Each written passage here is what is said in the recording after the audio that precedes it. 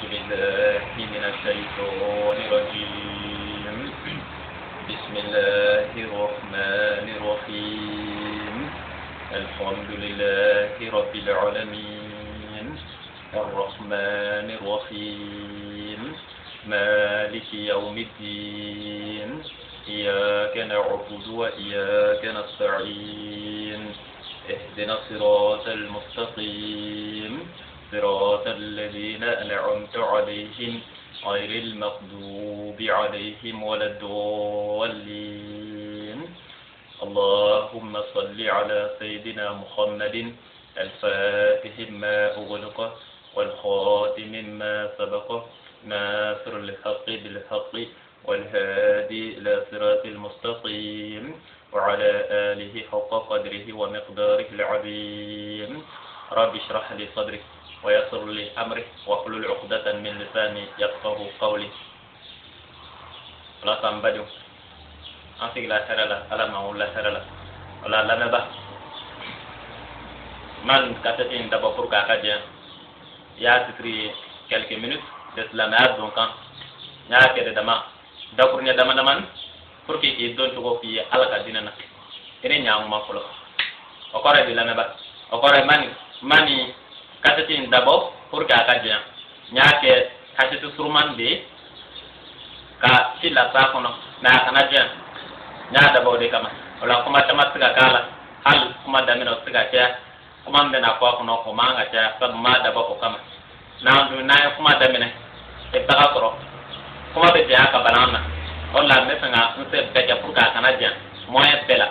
mais ajan na jan bali o be depan me sanga wala ka se degre mina ne wala ka ta e baye abedia mais ni nyati anguru la pana anguru la ma mainta ni ama fam kontala akunye pour ka famude wala hanna jan na se ke wala de ajan mais ma dabo akadia nya dabo fondi ma de kamala me ba nya piyede nya dabo pour que don jogo ko koron ko dima alaka dinana asido o kuma koro di la me ba nya piyede ma ti wolo alaka dinana ma fla na la mate na anjana kui abada o de la ala ki ma qur'ana suram bi wolo plan worona ani aya sabana ko ada ma de mbabe na tambi e mo wala ma de do ka ale ala e mo wala ma de klan ka kana illa jarabi ka flebi abi illa jarabi ka fle ni bi son ale ala sama wala ni bi na son shetana de sama jana tige o illa jarabi sodi jana tige illa jarabi soyi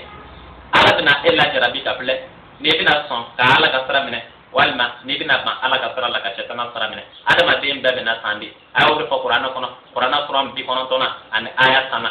ko ale sara la de glan ka bla adama de mbene ni qoroba ala ni hakli soro ibo sara la bayi ala ta shetana ta ko jume de kadi adama de ni ala ta de kadi o mine ni shetana ta de bi arrange ko mine achiro o de la aradu ati do jahannama kono abada ati ma do jahannama kono abada fata tigi nyingade joni yo isona wa tari mason biyara ka ku ida kwala sona sabu mede ku yesra mine landa ba ni ma nye kidina ala de kasra mine ane no bakulu ba di masita tikanga ala kasra mine chogon okore nya bi yedi ala ka dinana ni dina to ala ka dinana aka karamo ko don kan fi ne afiya bekalu kala ta ala de afu ye fa da mina san kama ta raja folo landa ba nya bi yedi aka karamo islamiyat don kan foy na afiya bekalu wallahi abekalu data ko fotende yaran den kuma kan dana ne kuma kan nin jadi porque nga ko ka soro matuko nga ko kana jalan kan bekai wala ni mi mason nyete ja na yoro manjande de siga so marade la siga so dugo mindo ko eklelay an siga so te kilometre binanzuru abe siga so ko jala tet ni ara to ko isha ka datti kalande karamo konta akma dishiro wala la meba nya piete o islamiyat don kan foya bekalo yera do biya mena atiro o be kan pla de foya ko ni be na do islamala ti be do no kan pla de islamala nya piya pla bekalo nya piye me sega kan ki hakilla digi pour que ikati shikama sabu ne kan ami ko ne achido karamo ko yero ya achido ala ba do me kan ami piye la meba ala ta de do leke ta de do karamo ko sega tama mi ba ko so karamo ko ti atiro o la ta sege kato ka tan ka tege ikati shikama do ala ba do wallahi atiro la nyo mi pi ko e kaloi sen fla de pi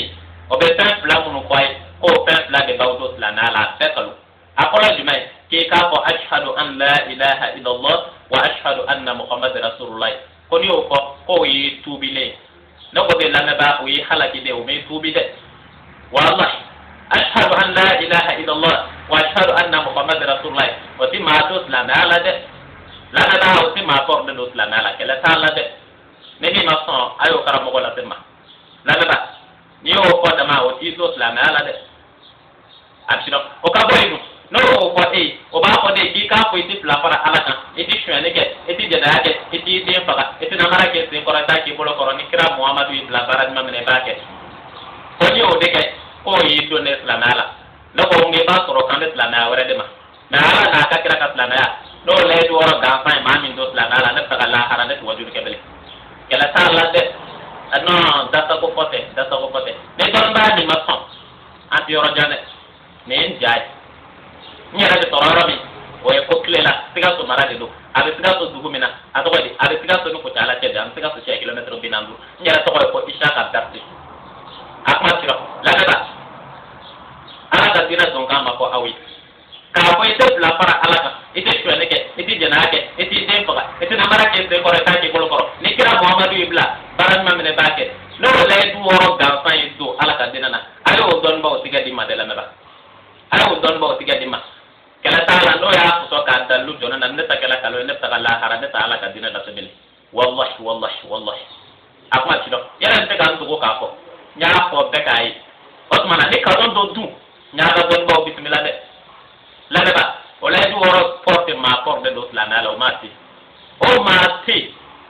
ka ponte pla para la kante jena kan te shani kan tin de fakat namara kan se koronta kan bolo koro ni kira muhammadu ibn baran men mbake ko ga fa ne bi dos la nala la ba no ga fa dos la nala ne tes la nala te bele fokan se lahara critique de ko nya bi ne te ma critique ne te foi ni nya mi bi me don bo bismillah ni mi ma so abo la te ma la ba me na e do ko era de bi ala ka dina na ko ne a bi ko le to gon akma tiro nya mi bi ne laidudi ne laidu woroi ne laidu de a placer du main il va sonner qui do to pièce la nala ne do to pièce la nala a placer mi mo da kan laban na ko hanne ma wala pour que ka don ne le ko akana ki kono ko ne de laidu woro contour la wala ma ko ne kan akara mo ko de critiquer ko o dembla la me ba de tikata o maka ne tikata o ma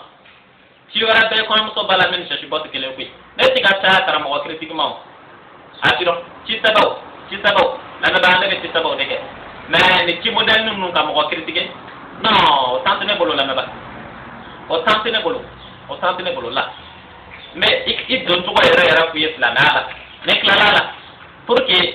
kan yoroni wala e do ko to wala ka ti kana tan ko to ko la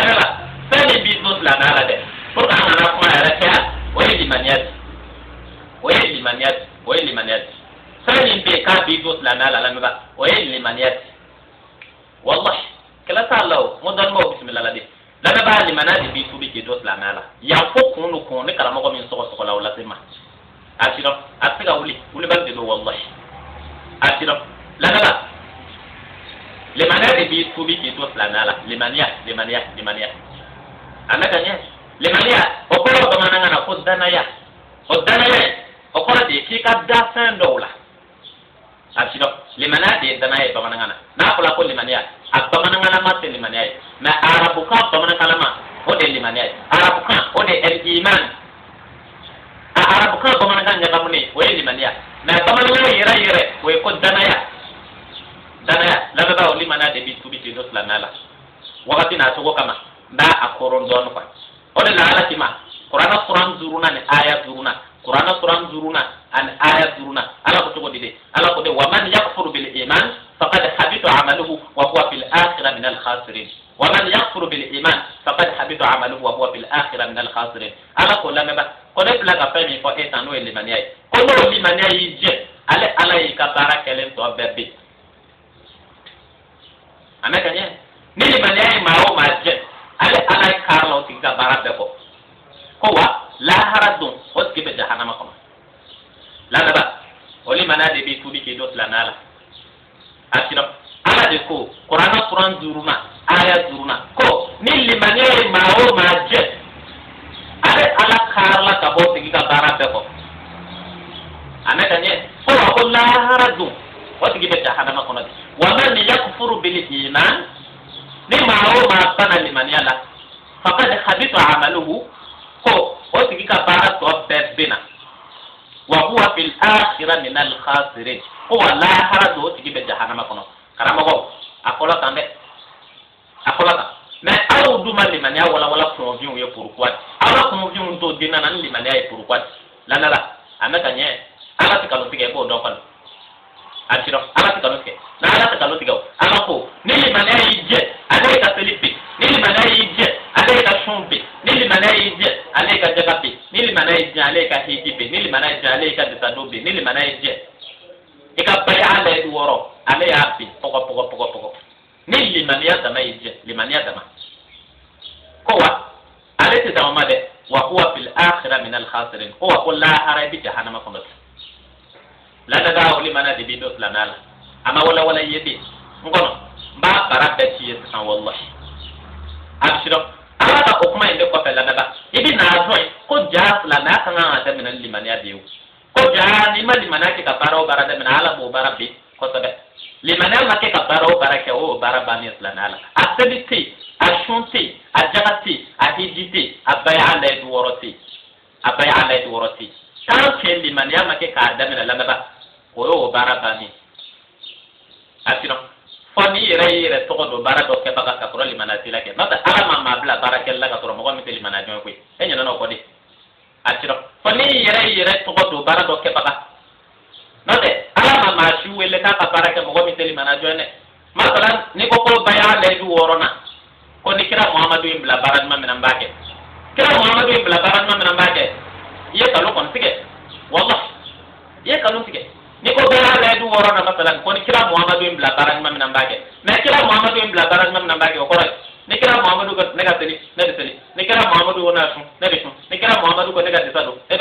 ni kira muhammadu ko nega hiji ni kira muhammadu ko nega tan tage ma tage o ko de se oiwa ana ye kalu de sige ay kana o boy da polosa ye kana tige okore ni ko ni kira muhammadu ibn baran ma minan bake akore jume akore seli akino akore jume akore seli di nasba na seli ka akore yo ni ko ni kira muhammadu ibn baran ma minan bake okore ni kira muhammadu ke ka seli na kira muhammadu ma ko mo ko tika seli mo ko seli mana joy ku e nyana na do badi ni nyini ala kele jone ni ko ki bayana do wora ke bakay na kira muhammadu ma ko bayana do wora da bo ka telde asiro kira muhammadu ko qur'an nani nan ayat kan sabana qur'an nani nan ayat kan sabana ani qur'an tannan ayat bi saban kelena la kira muhammadu ko kulli man ya jonde ka telde asiro kira muhammadu ko kulli man ya jonde ka telde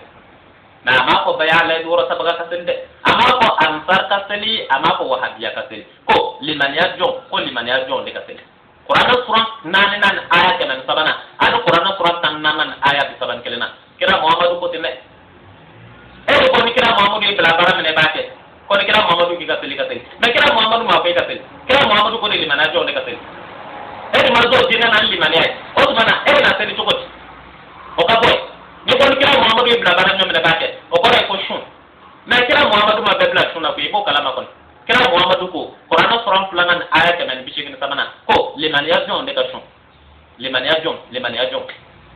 de bi do na la kira muhammadu be soroka kuma efe ne liman ati la dun kira muhammadu ta do ki be jamu ka kuma efe ay seli di masita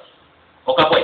amena shon faraka kira muhammadu ma ko am farkashon ama ko wahabiya kashon kira muhammadu ko de liman yajon muno donas la na liman ya ko lu de kashon qur'an plana aya kan bi shigin samana don ba da ne shire o ka boy ni ko kira muhammadu ibla baran ma mele bake o do juma seli kira muhammadu ma bebla juma seli la koy o kira muhammadu ko de mu'minu de ka juma seli o la ti ma qur'an bi woron plana aya konon tonan tan kelena alsiro la da ala ka dina la mesa nya fi mama taman du ko tan ne kalam qur'an na to kon kelo mate wala qur'an di man ba bon fa wo kon na dila asira pour que kayira la ko ala de kala ka dina na ne ko ngo fo ka la harajo karam ko ta ko soy mbeta ma ko wa bina to ko kama la ni ko ko kira Muhammadu ibn Baran ngam na ki bo ke o to juma seli kira Muhammadu ma ko wahabiya ka seli ama ko an farka juma seli ako jono de ka juma seli Qur'an suran bi oran planan aya ko non tonan tanan tan kelena kira Muhammadu ko mu'minu de ka juma seli lo liman ya joy la ba ni ko kira Muhammadu ibn Baran ngam de ba ke o juma o de ta doy kira Muhammadu ma ko an farka de ta do ama ko wahabiya ka de ta do kira Muhammadu ko mu'minu de ka de ta do Qur'an suran mu kan nan aya bi saban kelena Qur'an suran bi saban saban aya bi sunu kono tona meda mi so to ko fi islam na ande manaya ni be san fam ikana sore ne fam kaba meda na juma de fi folo ke mu'mini ke li manaya joy ni ke li manaya joy ala ma ta maki tuila kui ala ko ni te li manaya joy akan ke Muhammadu mi bla barala jamu ala ko bara mine ko ala yo bara be ya be ne fam don li manaya ko la de ye li manaya fam stand don ko ni li manaya de tila ala ka bara be wani li mana yara tila ala mi fila bara yara la kira mi fila bara la o la kira ko ima lan tadkhulul jannata hatta tu'minu Muhammadu ko hey aw ti do arjana kona bada fa kalimaniya abana aw ti do arjana kona bada fa kalimaniya la nada o li mana de bidos la nala ashiro o li mana de bidos la nala mais pa tara mo ko e tan ka fi kala ta la de ko kanu tigala de sere be bako ne tan te ko bismillah ala kama asiro nana ba woni mana di bidos la nala ala ko imani li mana sila ne ka bara bebe kira ko imani li mana sila ti do arjana kono kira ara mi bla bara ko ila ne te li mana joy aseniti ashunti ajabati ahijiti abara ko ite ki tega mi ka la nala ne te li mana joy ashimadi ma shima ni mu'minu te wala ama ko ansar ma ka shun qur'ana kono ama ko wahabiya ma ka shun qur'ana kono otti qur'ana be otti ala ko de mu'minu la naba kalimani ya joy o limane nya fiye fe woro de limane fe woro de ka ngada fe woro keleng na membela asiro la naba limane fe woro wakati na to ko kama ko ba ko rumpur ka kana je limane fe woro de ne ma fe woro ko de aish limane fe woro de kira ko alayhi salatu wassalam al iman an tu'mina billahi wa malaikatihi wa kutubihi wa liqa'ihi wa rusulihi wa bil ba'th aban wallahi ona ne be don mo bismillah di total la la ne di manase woroy ko ali manase fola ki ka da alala folo da alala yo fama da alala mais sita pla para la kan ko te ni de la da alala la na ba da alala o eli manase se fola da alala o eli manajo fe fola aplana da ala ka meleke wala da ala ka meleke wala asabana da ala kuma kauna no ya ka gatuwi ananina da la haraduna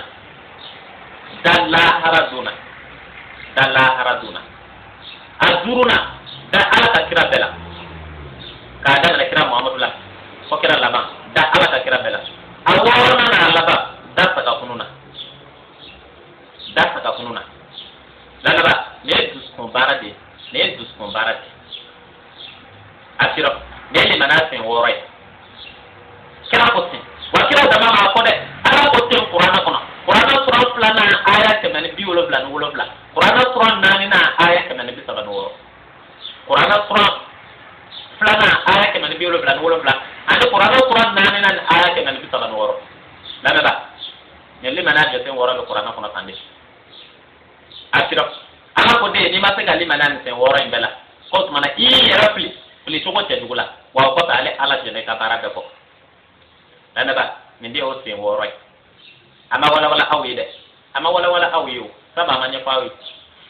lana ba amanya ko de ya nya ko li ni tika tishi joro la har wa kuma mun do wuli balu tedu ni don ba mi ka so fa na so no ko me ne nya ranye lana ba na so la ta la har na to wajul kebele ni ya ju sen woro kuma be mi tisa na tana abidos la nala to limana era bidos la nala to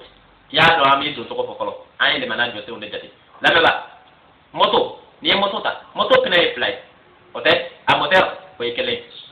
moto pina e fly moteur ekele ni limana se woro a moteur e saba abshiro kana e prete na pam tisa limana se woro a moteur e saba ama se woro de dima susan Maintenant moteur saba jumɛn a moteur saba fɔlɔ o ye dusukun ye o ye dusukun ye o dusukun o de b'i bila ka da limaniya sen bɛɛ la o dusukun o de b'i bila ka da Ala la o dusukun o de b'i bila ka da Ala ka mɛlɛkɛw la o dusukun o de b'i bila ka da Ala kumakanw na o dusukun o de b'i bila ka da lahara don na o dusukun o de b'i bila ka da Ala ka kira bɛɛ la wa o dusukun de b'i bila ka da sagakun na 1.1 direct o dusukun ka baara ye y'a dɔn ɲagamu tɛ nin na fɔlɔ dɛ ɲagamu tɛ i y'o yɔrɔ faamu o tumana o ye limaniya moteur fɔlɔ ye a moteur filanan o ye nɛ ka baara ye jumɛn de ye ni dusukun minɛna limaniya fɛ ni dusukun sera ka da Ala la ka da Ala ka mɛlɛkɛw la ka da Ala kumakanw na ka da lahara don na ka da Ala ka kira bɛɛ la ani ka da sagakun na n'o y'i dusukun sɔrɔ lamɛnba ni yɛrɛ ye sɔnni sɔrɔ yɛrɛ la sisan e dusukun de b'i kɔrɔ e dusukun de b'a f'i ma hey wuli ka t'i don silamɛya la e dusukun de b'a f'i ma hey lahara man ɲi dɛ e dusukun de b'a f'i ye hey jahanama man ɲi dɛ e dusukun de b'a f'i ye hey wuli ka t'i don silamɛya la dusukun bɛ o min fɔ e de lamɛnba o dusukun de ka baara ye a b'o min gɛn a bɛna sisan nɛ de ka baara la o nɛ ka baara ye jumɛn ye i bɛ se Ala ka diinɛ maa ɲɛnama dɔ ma lamɛnba Ala ka diinɛ maa ɲɛnama dɔ a sirɔ n'i sera Ala ka diinɛ maa ɲɛnama dɔ ma maintenant limaniya moteur filanan de bɛna kɛ sisan n'o ye nɛ ka baara ye o ye jumɛn ye o de ye kalimatu shahada ye i b'i mɛn ka nin ɲɔgɔnna kumaw mɛn karamɔgɔw da sa a lamɛn a sirɔ Ala y'an bɛɛ seere ko wulibali de don wallahi lamɛnba o nɛ i bɛ taga min fɔ ye dɛ a bɛ fɔ de ma arabukan na ko kalimatu shahada ko danganiya kumakan o kumakan ye jumɛn i b'a fɔ de ko ashhadu an la ilaha illallah wa ashhadu anna muhammad rasulullah ko ne seereyala ko maa wɛrɛ tɛ Ala kɔ wa ne seereyala ko Muhamadu ye Ala ka kira ye a banna koyi tan ka n'a t'a la ashhadu an la ilaha illallah wa ashhadu anna muhammad rasulullah mais n'aw ka la ilaha illallah muhammad rasulullah tɛ kelen ye dɛ lamɛnba ayi o cɛ ka jan ɲɔgɔn na e y'o seere minɛ fɛn min daminɛna dusukun na ka na bɔ da la o ani min dara nɛ dama na olu bɛ se ka kelen o tɛ kelen lamɛnba n'i y'o fɔ dun a fɔ ko nin ye limaniya moteur filanan ye ko o y'i nɛ ye ko i donna silamɛya la sisan a sirɔ ne de fɔra a fɔ de ko danbɛ de donna silamɛya la walima jati tɛ donna silamɛya la a sirɔ ne de fɔra bɛ a fɔ de ko i donna silamɛya la munna sabu i nɛ y'a fɔ nɛ de y'i bila k'a bɔ i kɔnɔ k'a da kɛnɛ kan silamɛw ye k'i donna o ka tɔn na k'i donna o ka silamɛya la lamɛnba o ma ban limaniya moteur tɔ ye kelen pour que a bɛɛ ka bɔ siɲɛ kelen o moteur kelen bɛ yen o ye jumɛn ye o moteur kelen de ye baara ye lamɛnba limaniya moteur sabanan n'a laban o de ye baara ye o baara ye jumɛn ye o baara de kɔrɔ ye ko n'i donna silamɛya la maa t'i tɔgɔ dɔn silamɛ ka sunɔgɔ n'a fɔra ka sunɔgɔ o kɔrɔ tɛ kana sunɔgɔ sufɛ dɛ la i bɛ sunɔgɔ sufɛ mais i kan ka baara de kɛ o baara ye jumɛn ye lamɛnba o ye Ala bato o de ye dɛ o de ye limaniya moteur sabanan ye o ye Ala bato o de ye n'a ma ɲɛ i kɛra limaniya jɔn ye i kɛra silamɛ ye o tuma na baara kɛ sisan o baara kɔrɔ ye jumɛn ye o ye seli ye i kɛra limaniya jɔn ye o tuma na seli sisan Ala k'i ma Kurana sura 4 aya 103 ani Kurana sura 14 aya 31 ko limaniya jɔn de ka seli i kɛra o ye sisan o tuma na seli a sirɔ baara kɛ a baara filanan ye sun ye Ala k'i ma Kurana sura 2 aya 183 ko limaniya jɔn de ka sun e dun kɛra limaniya jɔn ye sisan sun baara kɛ a baara sabanan o ye jagabɔ ye Ala k'i ma limaniya jɔn de ka jagabɔ ko n'i ma limaniya jaga kɛ a tɔgɔ di n'i ma jagabɔ ni limaniya ye ko Ala y'a ben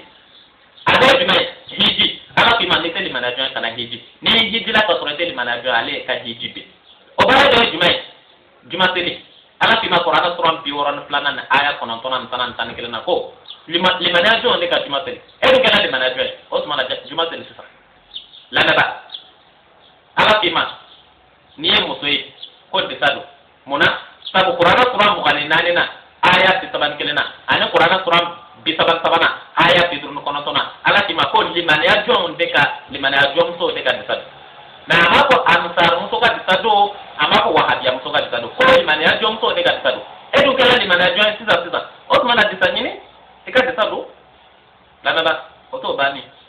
nin ye filanan ye maintenant a baara kelen bɛ yen bele n ko n bɛ min walawala e ye o ye baya layidu wɔɔrɔ ye n t'a contour la dɛ la qur'ana de do la na ba o bara wala tusa abara dokkine fana ba ya Allah du woroy kana nyina ko de kana nyina ko chamo ko de tanga wajul ke e yere tanote foite hay sambi la na ba o bara do fana ba ya Allah du woroy asiro abaya Allah du woroy be na ko seli abaya Allah du woroy me na ko shun abaya Allah du woroy me na ko disado abaya Allah du woroy me na ko hiji abbe kala de ka di mu'minu de mano limani ajoin kala tala de ala ma ko qur'ana kono ko ansar ka baya Allah du woroy ke o te qur'ana kono la ga bawti ala ma ko wahabiya ka baya Allah du woroy ke o te qur'ana kono sama sande qur'ana kono akolo ala ko de limani ajoin de ka seli ibo kala ma kono o nyana ala ko limani ajoin de ka shun ayo kuyi o nyana ala ko de limani ajoin de ka tsabri ibo do o nyana ala ko de limani ajoin de ka tumaseli o nyana ala ko de limani ajoin de ka hijila o nyana ala ko de limani ajoin de ka jalabo o nyana la ga ba ala ko limani ajoin de ka baya Allah du woroy ke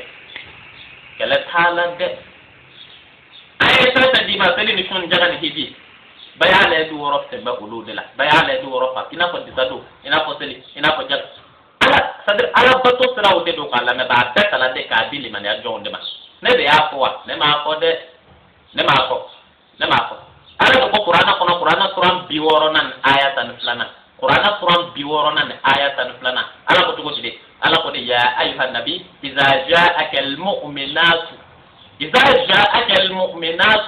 wa ma qala idza ja'aka almubayyi'atu aw idza ja'aka an-nisa'u aw idza ja'aka almushrikatu aw idza ja'aka almunafiqatu aw idza ja'aka alkafiratu bal idza ja'aka almu'minatu لماذا يبايعنك على أن لا يشركن بالله شيئا ولا يسرقن ولا يزنين ولا يقتلن أولادهن ولا يعصين ببهتان يفترينه بين أيديهن وارجلهن ولا يعصينك في معروف فبايعهن واستغفر لهن الله إن الله غفور رحيم لما بقى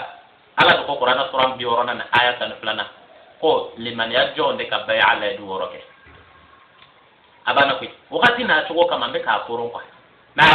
koron be ta wala lista sura kono wallahi tam ne to kan ko do ela fiu ka to ma be di ma konte ula har ni nya koro na nya koro abe ma ka di ko di ma be ula konte ula fo nga entreti ne essentiel ni ngodi ma la ba baya ala du woroy ala ya ta ka di mu'minu de ma ko ni te mu'mini kanake de ni ya je ba chanta et get tabula et jenake fata for ala bi kono duskuna bi ni parla jenama ni bi bal ka jenan fi o de limaniya et shwede ke ike wali ala kai iduskuna wala be tawata abita de ana ni ala bi duskuna wali be tabele duskuna ba fi te wari to ta ala nyebila o bien wala wala duskunte mawo mana limanate mawo mana kana isendo ala kabara la bi seri adina limana jonde ma ambola kami wala ke enya be to la o keme ko era to do sel la ka to ma kame limana bonda fe o te limana yere do wala o bo to game fanana de do keme ko sendo bayala do wora kella ka to ala ta do ko be jamu ko bla bayala do wora la kala ta la de ay don mo bismillah ne ala kama bayala do wora ke baga don mo mono ko go bayala do wora de be ma do la nala bayala do wora digna la nala ta me ta fando ne mo bayala do wora na qur'ana kono sami ba to la na e santan ke kaba e ala ke la tala de la bayala do wora be do qur'ana kono sami wa to la na e santan ke kaba bayala do wora be tun ala te domi ko ba to santan ke la na la kaba 100 ans 10 ans complète 10 ans complète que mon terme 10 années complète 100 ans la bayala do wora digna la na la to santan ke la kaba wa cross la no bola makan ka ta ko Madina wallahi o sambe la meba san ko be bayana do wora digna qur'ana ko nadi seli dignanye seli o digna la na la bayana do wora nyala ba seli digla de ka la no to madi atoko di maka la na san ko be seli digla ko to maka kra ka sana yala do o ko be no o bola makan ka ta ko Madina o ta le Madina de bayana do wora wajiba la o kandi ni karamo ko bayala do wora de bindo la nala no ko ngako karamo ni ngale ala kama ngaka la na jon fe bayala do wora digna la nala de santan la ne ba diza wallahi ka ko ka ma digi santan nyo me don ba min da tiga dima la na na tara toro ka ma digi santan ko fe yete ne ka me be de to wajuli ke ko ka de la hara haro ko ma tan foi la da ba wuli bal fefle a jigna fantan fila na la pourquoi de pour que ka dis la noma abana seli jigla fila na la fantan pourquoi pour que ka dis la noma mu'minu munu tubila ka dun liman yayi o la ala kima liman ajo le ka liman ajo le ka seli shon jigna ka dis la na la pourquoi pour que ka di mu'minu de ma o la ala kima mu'minu de ka de sa don jigna fila na la pourquoi pour que ka mu'minu muso sutura o la ala kima mu'minu muso de ka seli jigna pourquoi pour que ka mu'minu sama ka bo jugo jugala ko jugo ne shon do na na la pourquoi pour que ka mu'minu jugo ne ko sara ala ne baya la du woro do na la na la ka di mu'minu ma pourquoi pour que no baya la du woro ke o baya la du woro na ke tan na e ani deme ni mo dana ka ala ka haka utama ni e fla fara ala ka mandala ni e fla fara ala ka mandala o la ala ki ma qur'an nani dan aya binan shikna ani qur'an nani dan aya ke dan tan worona ko ni mo go mi e fla fara ala ka ne to diga du mu ya fadali ni ko ite shane mandala o la ala ki ma qur'an durnan aya bi taran shikna ko kana shane ke ato ko ni mo go mi shane ko tigi bolo tige o la ni ala du dala ma ite shane ke o la du ni tanga ite shane ke mu'minu jana mandala o la ala ki ma qur'an tan wolo flana kan kana kera jana akiro ajo akiro qur'an mo nan aya flana ko ni jana kala nana ka gere ke mabala akiro lagaba ko ni kala mu'mine kan le du dala ma ite jana ke ko le du ni jana ite jana ke bele sab jana mandala akiro ni ko ki de faga mo ko mandala o la ala ki ma qur'an tan wolo flana na kan kana mo ko faga akiro ni ko ki ni atodi itna marake se ko namara mandala wala ni le du dala ma kitna marake o bi de itna marake ni ko kira muhammad ibn baran nam ne bake ma kuti kira muhammad ibn baran nam ne bake kira muhammad ibn baran nam ne bake baran nam ni ko seli de la mu'minu de mando li manadwa ni ko son de la mu'minu de mando li manadwa barat ma bele ati la ma ba nya fi ente tanga katiti jawa ali sido ni na ba sanction agana dia mada bo kama ashiro lana ba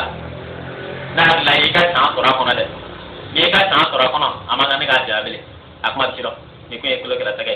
ikulo ma ba de kana no e tista ka tasti ka bo sika to marala ka bo sika to dugu mina ko eklelai an sika to 5 km bi nan dura de sika to no ko jala tet no e kala be karamo ko tay ala ka dina wuli bal adon kan wuli bal be ko le fladieta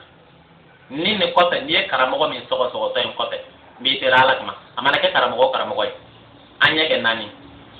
asiro ye karamo ko tay ko be atiga dan tige lana ba na fu sola ka dalu jono na ko kan te la harane ko wajul kebele o to bani ala ka wati wara iran wow